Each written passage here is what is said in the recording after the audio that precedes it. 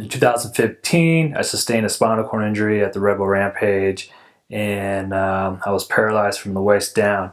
I was diagnosed with a T12 burst fractured incomplete, which means I had damage to the spinal cord, but I still had signals going down below injury level. So I was pretty confined in a wheelchair for the first 6 months. When you deal with a spinal cord injury, things do not come back at all, or if they do, they come back very slowly. So the first 6 months I was in a wheelchair. Right around the 7th month mark, I started to take steps in a walker. And right around the year mark, I started walking with 2 crutches, and then a year and a half started walking with like a cane, and started to pedal the bike slowly. I was able to pedal a stationary bike at the gym, but I didn't have enough core strength to actually like balance the bike. So I would pedal as much as possible on a stationary bike until I felt comfortable actually going out and pedaling a bike on the streets. I literally had to relearn everything in life, and even riding a bike, it didn't come easy. I felt like I was a child trying to balance on a bike and try to ride a straight line. So it took a lot of practice and learning curves to how to adapt to my new body to learn how to ride a bike again. One of the cool things that's what Suntour is doing is that they're bringing product to everyone, not just for your pros, but they are bringing product to the youth program, to your World Cup athletes. And it was pretty funny. I showed up to the pump track and I saw a kid on the same fork I was rocking, and you don't see that too often, right, with other companies. So it's really cool that Suntour's coming in at a price point that everyone can relate to. For me, I just would like to keep riding, keep pushing what I'm doing. I like the e-bikes, whatever your opinion on them, right, good or bad. There's a lot of good stories with them. There's a lot of other amazing stories out there that this technology is helping them. And maybe in the future you'll see a little web series of me going and doing these rides with these people. And there's a lot of amazing stories that I would love to tell with the technology of e-bikes.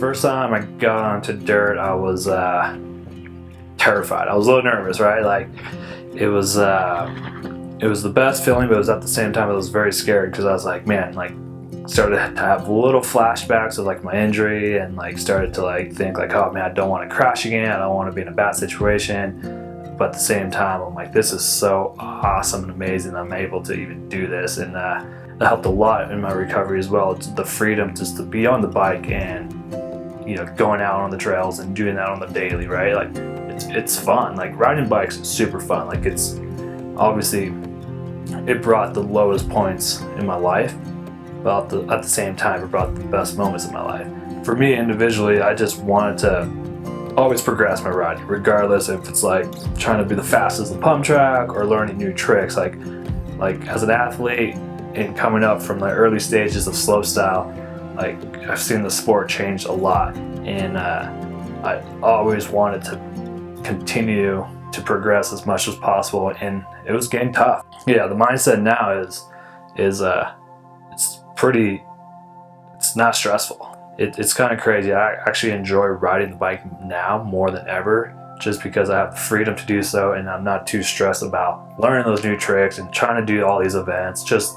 It's just awesome to be out there and riding. And I'm out there literally just having a good time, and kind of going back to the roots of why I started riding, right? Like we all started riding because it was fun. It was something we did with our friends, and it's kind of going full circle, right? Like now I go ride for those purposes now. Take so many things in life for granted, and riding a bike is one of those things that I took for granted, until I lost literally everything in my life.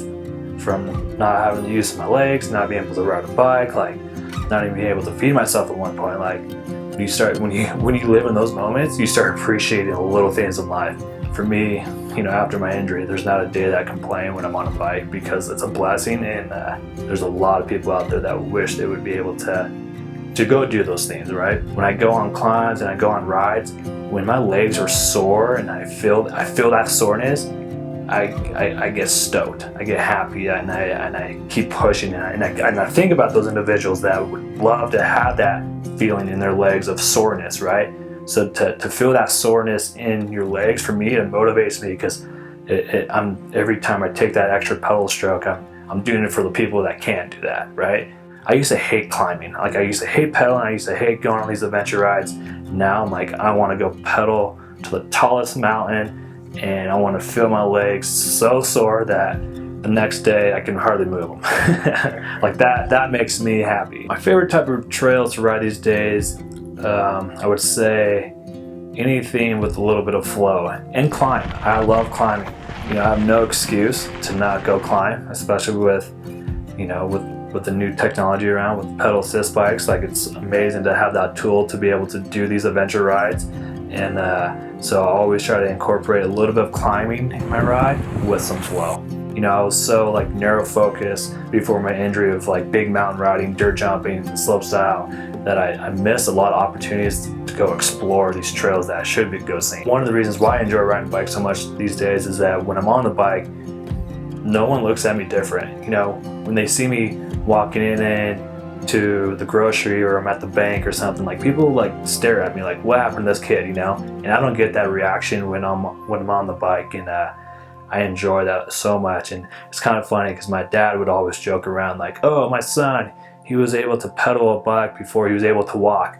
Well, in this situation, it's actually true, which is kind of crazy, because I feel way more comfortable on a bike than I do with walking. I went to the Corral Trail 3 years ago with a couple buddies, and I remember like riding down that trail. I remember riding down that trail, and I was so bummed, because I had to ride around all the jumps, and I would just see my friends just flowing, doing whips and doing kickouts. I'm like, that looks so much fun. I'm so jealous that I'm not able to do that. So I would have to go around all the jumps, and I'm like, one day I'm gonna hit that. One day I'm gonna hit those jumps. And fast forward 3 years later, here we are, and I was able to get through that whole line. It's not an easy line either. It's a pretty long line, I believe, from top to bottom. It's about 2 minutes. And when you get down to that last jump, you're pretty fatigued and exhausted. So to be able to like maintain your speed and have the energy to actually get over that last tabletop was pretty amazing. Hell yeah! That was sick.